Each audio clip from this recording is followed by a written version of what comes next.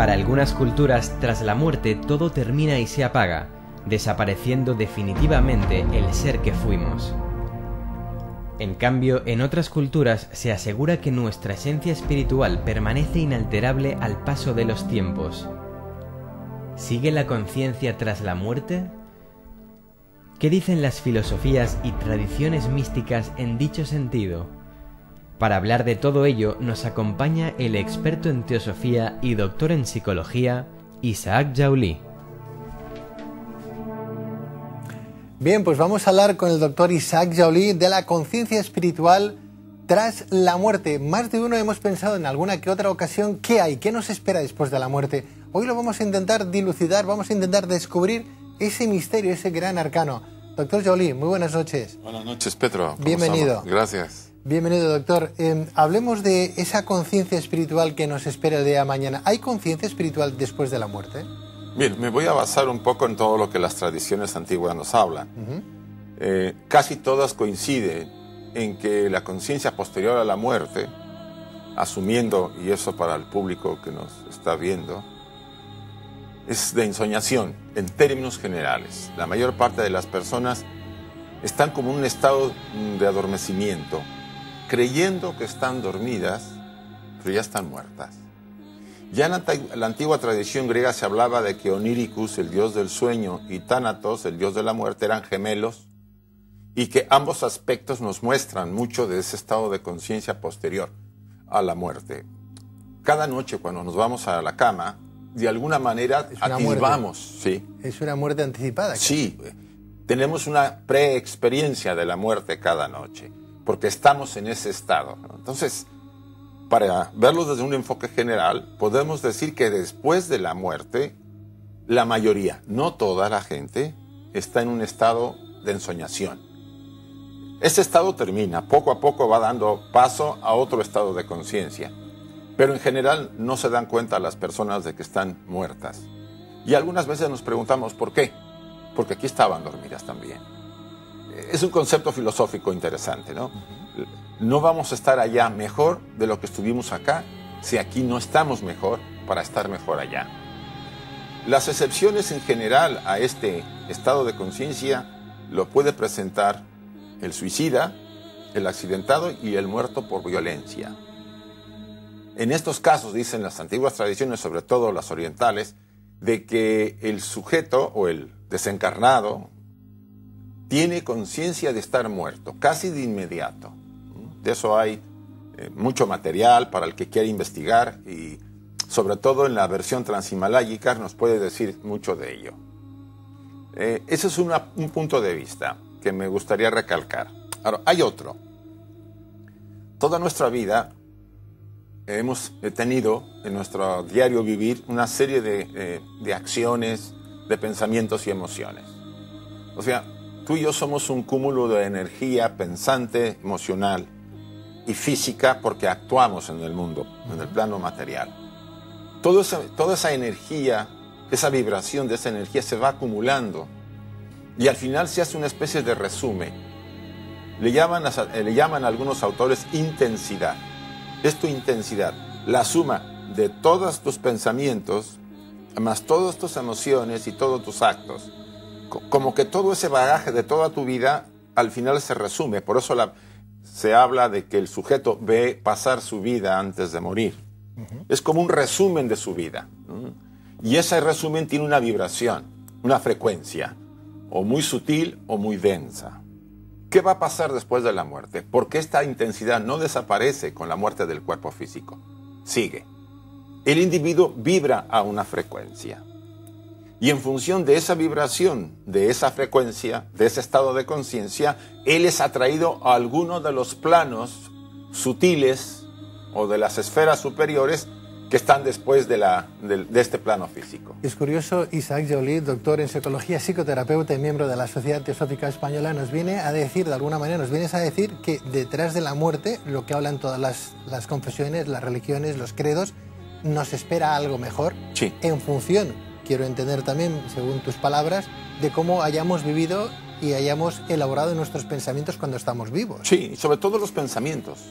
es verdad que nuestros pensamientos crean nuestro futuro, somos lo que pensamos, ¿no? Eso lo decía el Buda y lo decía también otros autores, ¿no? De que tú te conviertes en lo que piensas. Te conviertes en lo que piensas.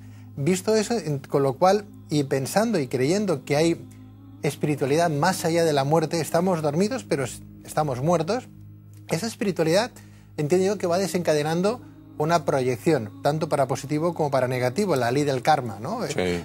Vamos a retomar de nuevo esas vivencias anteriores, vamos a volver a un ciclo de vida, vamos a estar en esa rueda del samsara para volver de nuevo con aquellos trabajos aprendidos. O sea, después de la muerte uno aprende, Isaac, o llega un momento que el espíritu queda ahí, en esas esferas que tú bien dices, y espera una nueva reencarnación, en el supuesto que la gente crea que vamos a reencarnar, que hay confesiones que dicen que no creen en la reencarnación, aunque sí en la resurrección de los muertos.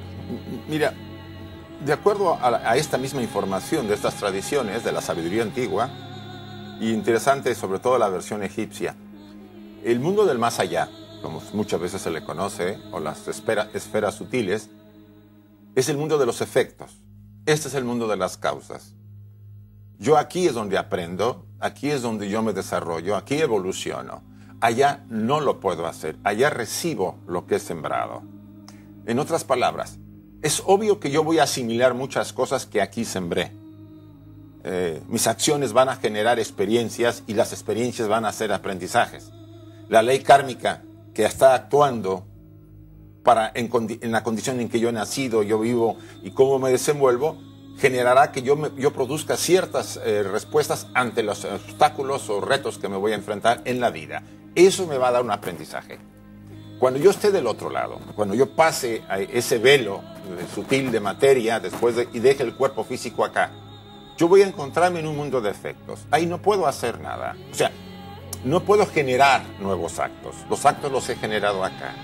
Ahí voy a vivir la experiencia y a recibir, a digerir todo lo que yo estuve aquí trabajando. Y por supuesto, muchas de los actos que aquí y las experiencias que he vivido los voy a asimilar como nuevas posibilidades, nuevos talentos, dijera los pasajes bíblicos. Isaac, cuando hablas de esas esferas que hablaba Platón, ese sonido de las esferas, ¿no? La Tierra tiene un sonido vibracional, emite un sonido, la Luna, los planetas, los satélites, sí, todos tienen un sonido. El ser humano tiene que también emitir un sonido particular, ¿no? Cada uno. Antes hablabas, y además diferente, hablabas de cuando llegamos a ese proceso de muerte, estamos ya a punto de morir, vemos como que nuestra vida en ese túnel, al final la luz, la proyección, como que aparecen muchas imágenes, muchos fotogramas de nuestra vida, lo que hemos hecho bien, sí, lo que hemos hecho mal, ¿no? No sé si en la balanza de Anubis egipcia, ¿verdad? La que pesaba las almas de los muertos, ahí tiene algo que decir, pero quiero recordarme al profesor Raymond Moody, por ejemplo, que nos habla de vida más allá de la muerte o vida, sí, más allá de la vida, en sus títulos. ¿Hay certeza de lo que hoy estamos exponiendo? Aparte de estas experiencias de Raymond Moody, aparte de tu trabajo, desde el punto de vista científico podemos decir, lo digo porque la mente hasta ahora ha sido la eterna desconocida, ¿no? Sí. Que podamos decir, verdaderamente hay vida más allá, tengamos credo o no tengamos, pero hay algo que nos espera que está muy por encima de nuestro intelecto. Mira, si habláramos duramente sobre lo que la ciencia está ahorita diciendo sobre eso, podríamos decir que todavía no está demostrado, pero tampoco está demostrado lo contrario. Tampoco está demostrada la existencia de Dios. Exacto. O sea, hay muchas cosas que yo no puedo demostrarte el afecto del amor, o sea, el sentimiento del amor en un laboratorio. O sea, si partimos de que nuestros sentidos y las máquinas que hemos desarrollado para captar ciertos fenómenos naturales tienen sus límites, no podemos asumir tampoco que lo que no registran no exista. Esto ha sido la disyuntiva desde el pasado. La realidad es que después de la muerte hay una vida diferente a esta, pues sí, es un estado de conciencia, más que hablar de una vida. Un estado de conciencia en que el individuo, o lo que queda de él, porque no queda ya nada, no está completo porque aquí dejó su traje físico y su energía volvió a la fuente, él se encuentra en un estado, vamos a decir, dependiendo su desarrollo, con cierta conciencia. Y enfrenta una serie de procesos de transformación, dijeran los egipcios, de transmutación, metamorfosis, para entrar a estados superiores de conciencia. Eso le permite al sujeto no solamente asimilar todo el trabajo que hizo en la tierra cuando estaba vivo, sino que a su vez adquirir las cualidades que va a utilizar cuando retorne nuevamente a la siguiente experiencia. Ahora, sí quisiera aclarar, no vuelve la personalidad, vuelve la esencia de nuestra naturaleza física, de nuestra naturaleza espiritual, perdón. O sea, nuestro componente de nuestra naturaleza es una combinación de elementos. Estamos hechos de un animal que piensa, pero una esencia eterna, indestructible. Lo que desaparece, o vamos a decir, es reciclado, es la parte animal personal. Y la esencia, que toma lo mejor de la experiencia, esa es indestructible y vive en su mundo, en su estado de conciencia superior, en ese mundo sutil. Le llaman en la India el Devachan, el mundo de los devas. El tiempo necesario para agotar el bien que todos hemos realizado, para después anhelar volver a la tierra, a encarnar. El concepto de la reencarnación puede ser para algunos de nuestros telespectadores, un poquito chocante. ¿Por qué? Puede parecerles que, caray, volver otra vez. Y a veces no se sabe mucho del tema. La misma tradición cristiana lo asumía hasta el siglo III. Le llamaban metempsicosis.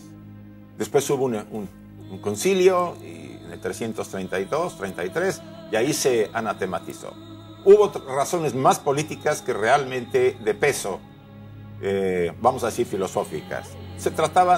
Había varias razones que ahorita no tenemos el tiempo de clarificar. La idea es que el cristianismo por 3 siglos lo asumió.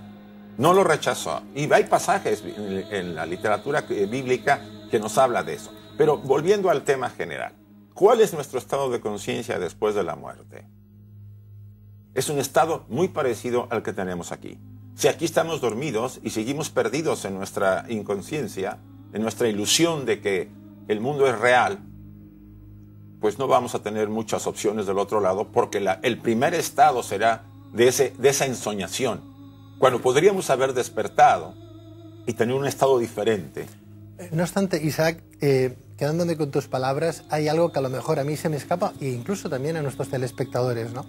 Hablamos de reencarnación, hablamos de resurrección de los muertos. Bueno, eso es un apartado difícil de abordar, ¿verdad? Y tan siquiera yo creo que los padres de la Iglesia... se cuestiona, ¿eh? Claro, ni siquiera los padres de la Iglesia creo que podrían darnos una explicación detallada, que es cómo vamos a resucitar, ¿no? Si con la misma forma que teníamos cuando nos fuimos, ¿verdad? O será la resurrección, será el espíritu en sí que vendrá y seremos como entes que andarán por la tierra. Es complicado. Pero hablando de la otra parcela de la reencarnación, ¿no? Que posiblemente es la que podemos llegar a entender un poquito más, ¿no? Hay algo que se me escapa. ¿Por qué no aprendemos? Si reencarnamos en otras vidas y está el karma, el trabajo que tenemos que pagar, la causa, el efecto, ¿qué es lo que nos ha llevado a esa situación? ¿Por qué no nos acordamos de una vida anterior? Si volvemos a reencarnar para fortalecer esa esencia, ese espíritu y hacerlo más bueno, y que esa esfera de luz que todos tenemos el día de mañana pueda tener un contacto directo con el Todopoderoso, con el gran arquitecto universal, ¿por qué no nos acordamos de una existencia anterior?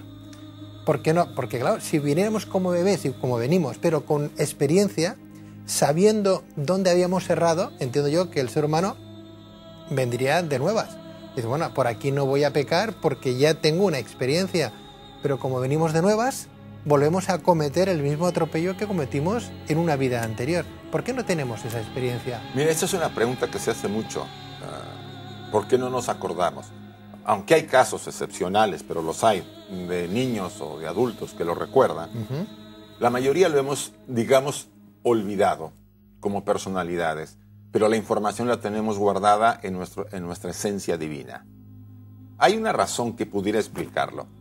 Si tú y yo, cuando éramos más jóvenes, hicimos alguna tropelía, digamos, que hicimos muchas, bueno, pero que hicimos una muy gorda, y bueno, de alguna forma se resolvió, pero yo dañé a alguien.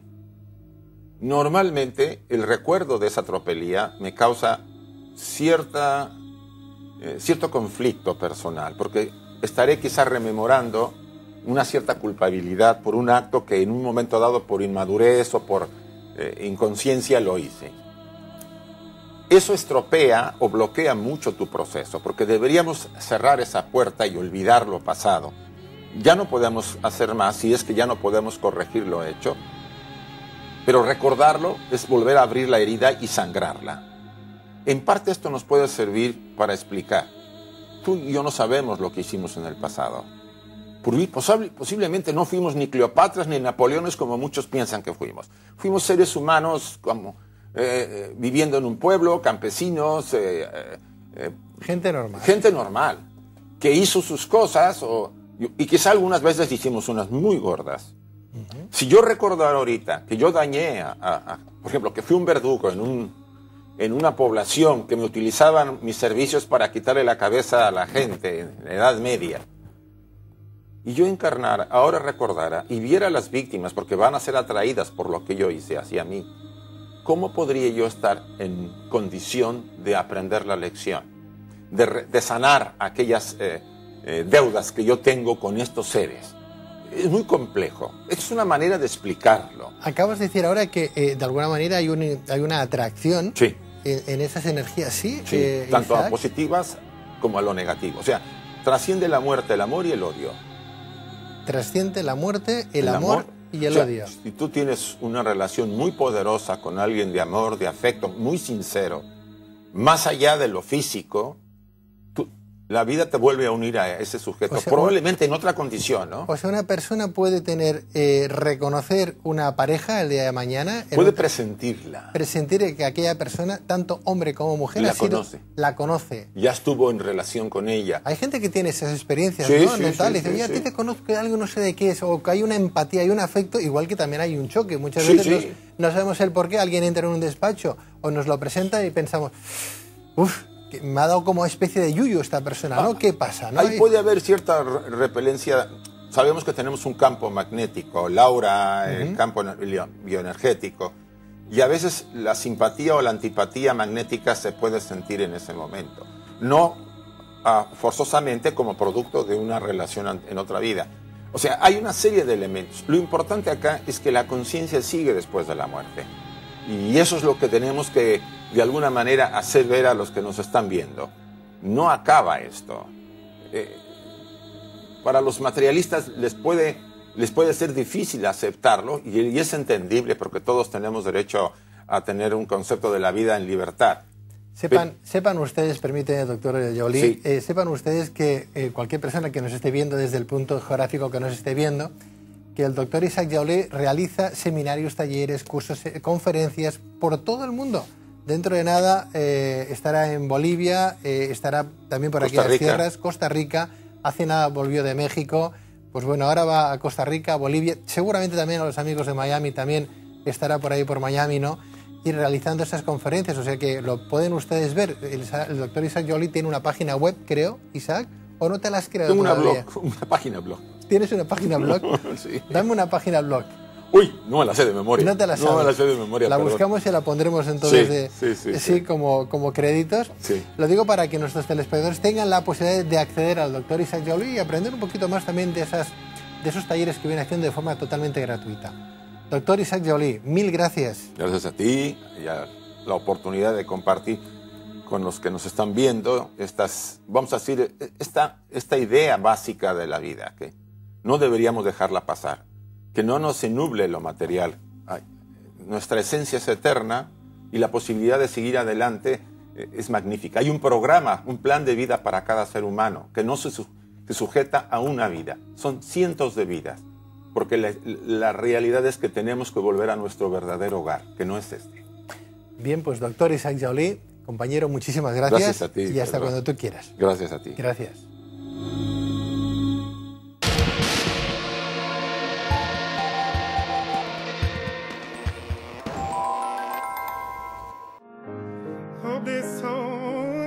Si buscas la felicidad, ahora puedes encontrarla en las páginas de este libro. Remedios para el alma, de Pedro Riba. Las claves para cultivar la felicidad y sentirse afortunado.